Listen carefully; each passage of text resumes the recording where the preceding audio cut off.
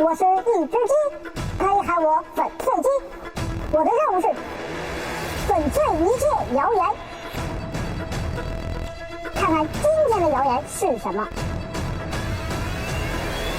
孩子咳嗽别担心，抗生素马上吃起来。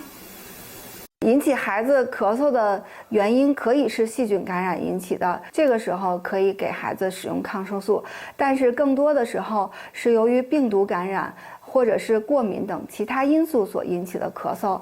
那么这个时候如果给孩子用了抗生素，不但不能够治疗孩子的这咳嗽，反而会增加孩子使用药物出现副作用的这种可能。孩子一旦出现咳嗽以后，最首要的任务应该是明确孩子咳嗽的病因，那么可以带孩子做个血常规的检查，进行一个判断。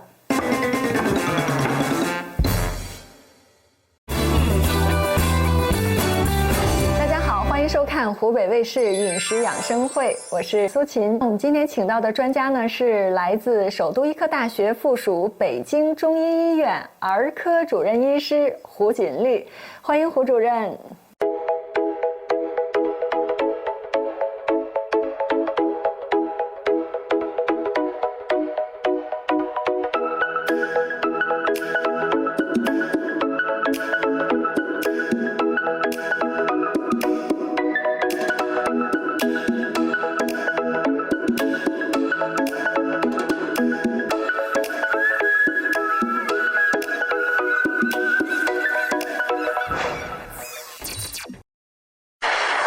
这个孩子呀，咳嗽反复不愈，这个家长特别揪心。但是家长更担心的是，万一这个孩子的咳嗽要是转成慢性咳嗽了，这该怎么办呢？所以今天我们把胡主任请来，要来聊一聊关于小儿的慢性咳嗽这个话题。当然，我们也收集了几个问题，要来请教一下胡主任。我们先来看大家关注的第一个问题是什么？孩子咳着咳着，怎么就变成哮喘了？哎呀，听到哮喘这两个字啊，家长都特别担心，特别害怕，然后生怕这个孩子说咳着咳着就变成哮喘了。哎，这个胡主任，这个孩子真的会因为咳嗽而转成哮喘吗？小儿慢性咳嗽里面最常见的一个就是咳嗽变异性哮喘。那现在医学界已经确认，咳嗽变异性哮喘它就是哮喘的一种特殊的类型。它跟哮喘的发病机理是相同的，同样都是气道的慢性炎症和气道高反应所引起的，同样属于过敏性疾病。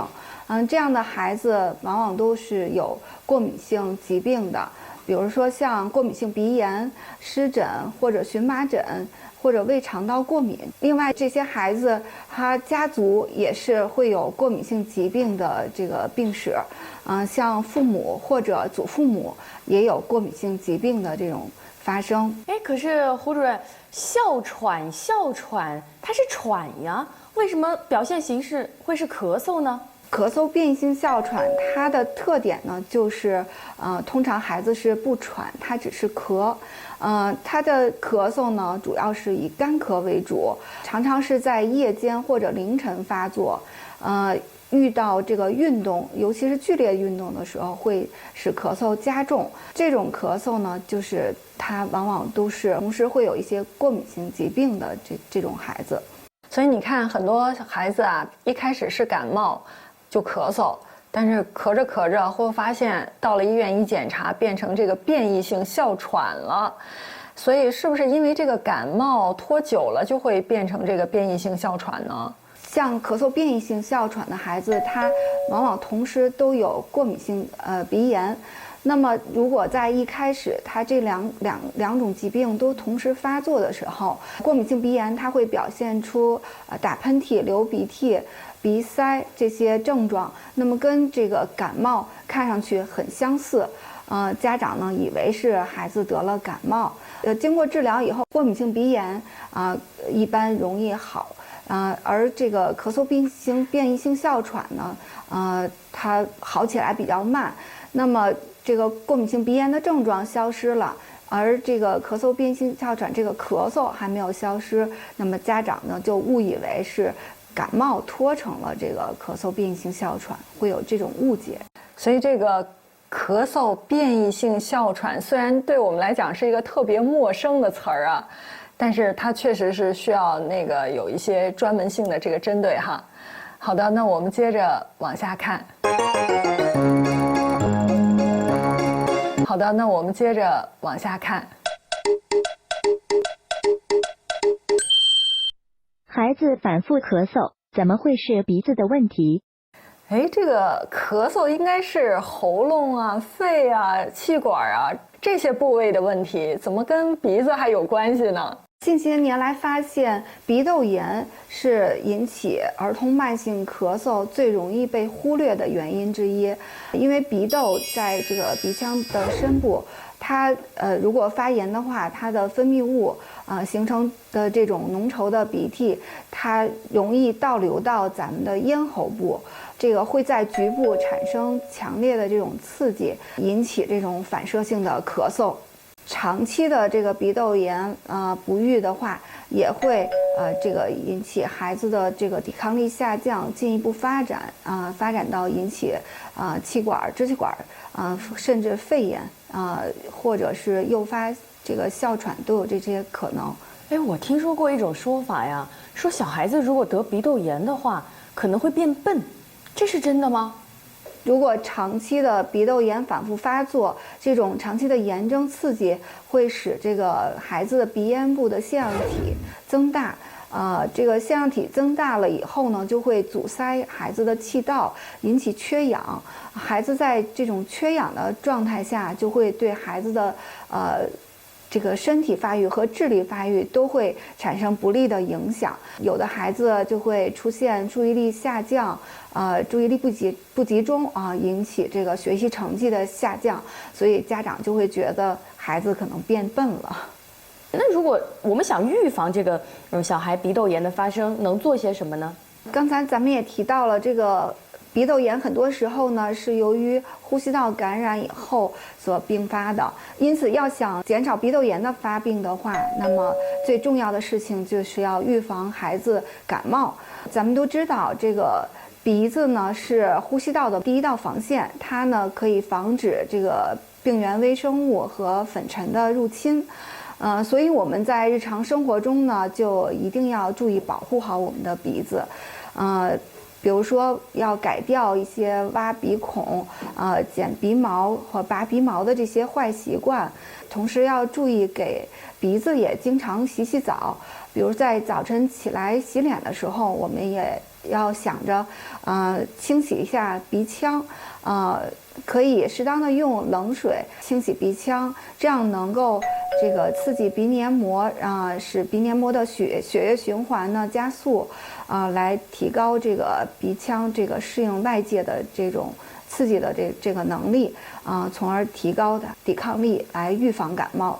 哦，所以你看，这个鼻窦炎也是一个导致小朋友咳嗽的一个很重要的原因啊。那除了这个鼻窦炎，这个小儿咳嗽还有一些什么样的导致原因呢？另外就是胃食管反流也可以导致孩子的慢性咳嗽。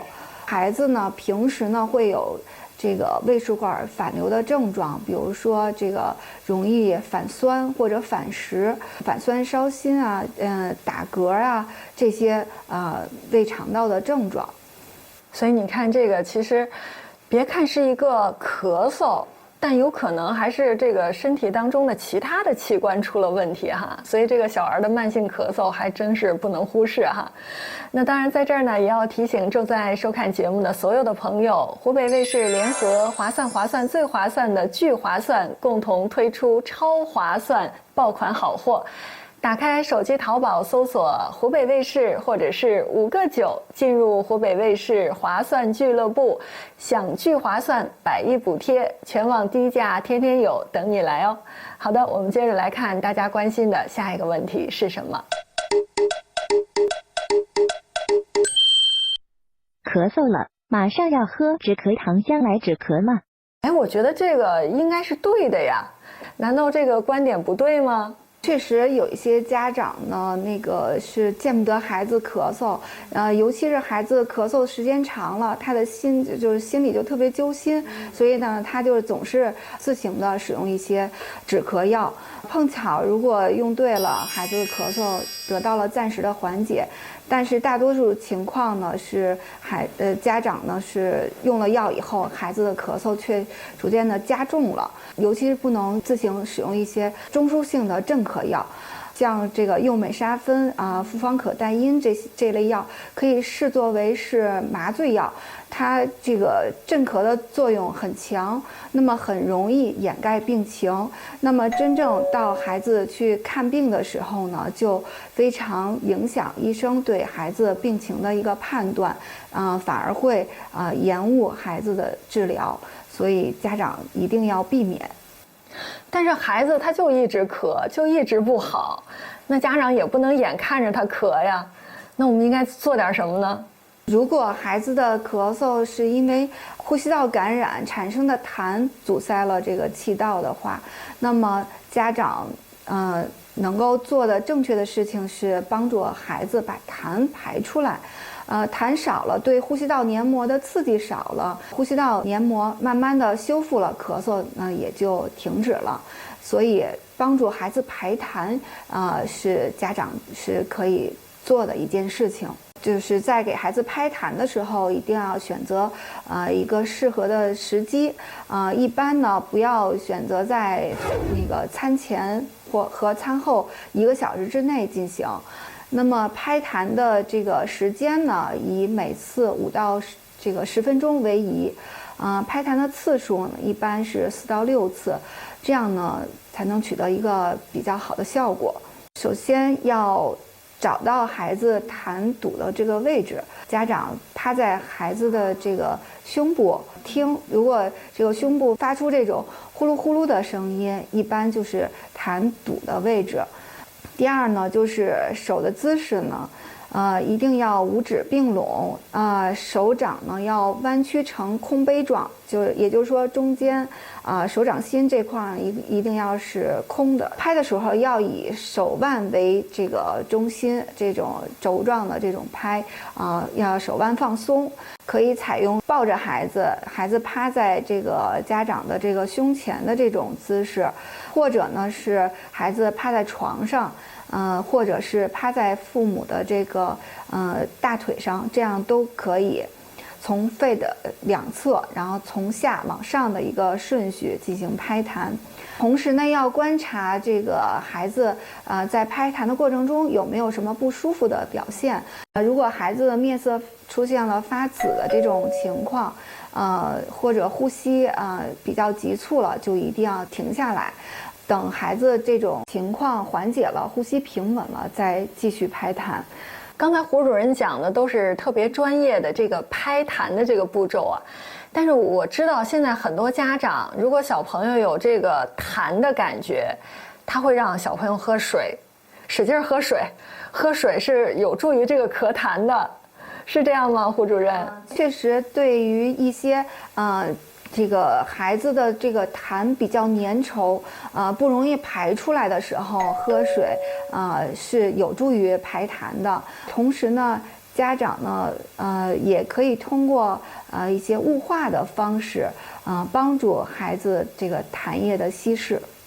所以你别看只是小小的一口痰，这个学问还真不小。好的，我们接着往下看。那我们接着往下看。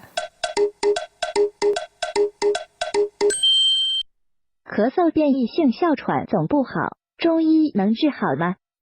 哎呀，这其实也是我们大家都特别关注的一个问题啊，就是中医对于这个咳嗽变异性哮喘是有疗效的吗？从中医来讲，咳嗽变异性哮喘它的这些临床表现，咳嗽反复发作，时发时止，是非常符合中医这个风咳的一个临床表现。那么治疗原则呢，应该是以疏风宣肺止咳为主。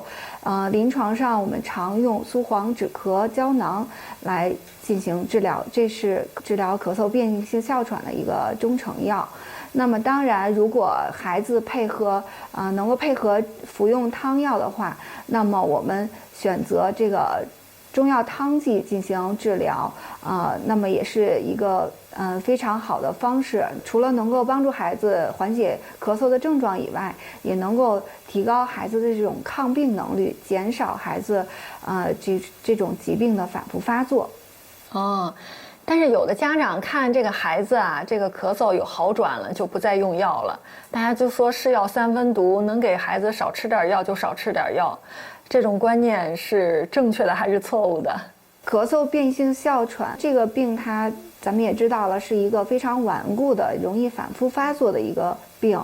那如果你吃药的话，好一点就停，这个不好了又吃，这种吃停的话，对孩子的这种疾病的这个治疗是非常不利的。长此以往呢，就会增加孩子转化成真正的哮喘的这种风险。所以这个咳嗽变异性哮喘，它是有转化成这个真正哮喘的风险的。有一种非常危险的情况，就是很多家长担心这个药物的不良反应，就不给孩子用药，或者是不能够坚持给孩子按疗程用药来治疗咳嗽变异性哮喘。那么这个需要提醒注意的是，这个咳嗽变异性哮喘呢，如果得不到及时的一个有效的治疗的话，有一部分患儿是很有可能会发展成典型的哮喘的。中医上有什么治疗小儿慢性咳嗽的妙方吗？那对于小儿慢性咳嗽呢，我们中医常见主要有3个症型。首先是阴虚咳嗽，那么孩子会表现出以干咳为主，少痰甚至是没有痰。平时孩子会有口干咽干的这些表现，那么孩子的舌质呢是红的，舌苔也是少的，有的有苔呢会表现出这种花波，也就是咱们俗称的地图舌，脉呢是这种细硕的。那么治法呢是采用这个养阴润肺、祛风止咳的这个方法。常用的药物可以用黄精、百合来养阴润肺，乌梅、柯子、五味子来养阴生津，紫圆、白果来这个润肺止咳，可以用防风、醋柴胡、白及来祛风宣肺。那么气虚咳嗽，它的症候可以最主要的表现是咳嗽无力。那由于气虚嘛，所以它无力表现得更明显。那么孩子的面色是表现出黄白，平时呢也是气短乏力，特别这个孩子特别没劲儿经常让家长抱着，这是典型的这种气虚的这种表现。那么孩子也是经常容易爱出汗，坐着就可以出汗。孩子呢也是食欲不振，舌质表现出淡嫩，舌边有齿痕，脉细无力，这些都是这种气虚的表现。那么治法呢，可以采用益气健脾、化痰止咳的这种方法。常用的药物有使用党参、黄芪来益气，使用这个白术、茯苓来健脾，使用陈皮、半夏来这个化痰止咳。还有一个症型就是痰湿咳嗽，这个症型它的症候表现就是咳嗽痰多，孩子会表现出喉间那个痰声碌碌的这种声音。由于湿邪困脾，孩子会表现出疲乏困倦。他的舌质淡红，舌苔是白腻的，这是他典型的一个突出的表现。治疗的治法呢就是燥湿化痰、宣肃肺气。常用的这个药物呢，主要是陈皮、半夏、茯苓、甘草，还有杏仁、白钱，都是起到一个这个化痰宣肺的一个作用。所以别看一个小小的咳嗽啊，原来有这么多不同的症型，所以真的得对症下药。下次小朋友要是真的在咳嗽的话，家长别简简单单就喝点止咳糖浆了，那有可能越喝越严重哈。好的，今天非常感谢胡主任的分享，经常便秘，认准香丹青。本节目由香丹青独家冠名播出。那聊了这么多，我们要赶紧进入我们金龙鱼1:1:1健康厨房环节了。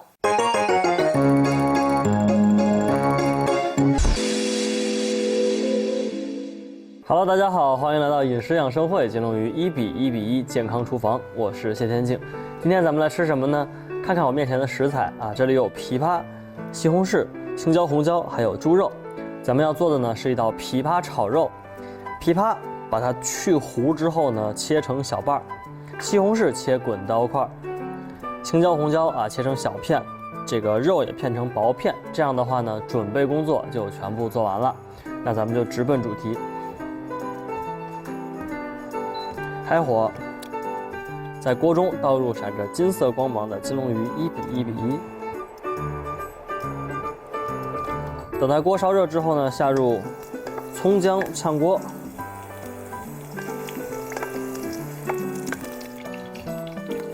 加入肉片翻炒，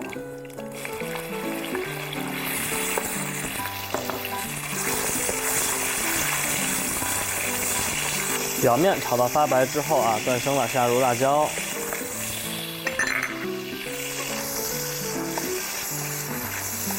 好，下入西红柿。这西红柿啊，给我们一个酸香的味道。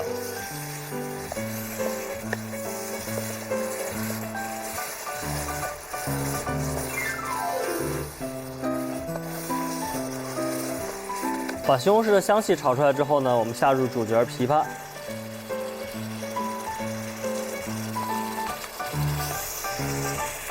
在《本草纲目》里面对枇杷有这样的记载，说它止咳下气啊，行肺气。这个止吐逆并可痰啊，就可以说这个枇杷的祛痰健肺的功效啊，自古就被我们古人发现了。枇杷一直是中药里面一味有名的利肺的中药。那今天我们把它入菜啊，枇杷稍微炒一下之后，咱们调味儿，烹入酱油啊，烹一点生抽。1勺糖提鲜，再来1勺盐。好，差不多了，我们就可以关火盛出，来盛出来装盘。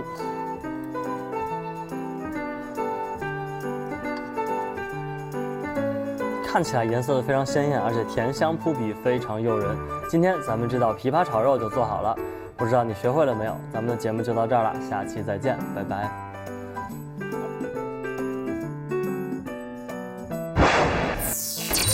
这是联合划算最划算的聚划算共同推出超划算爆款好货。打开手机淘宝搜索湖北卫视或者99999，进入湖北卫视划算俱乐部，享聚划算100亿补贴，全网低价，天天有，等您来哦。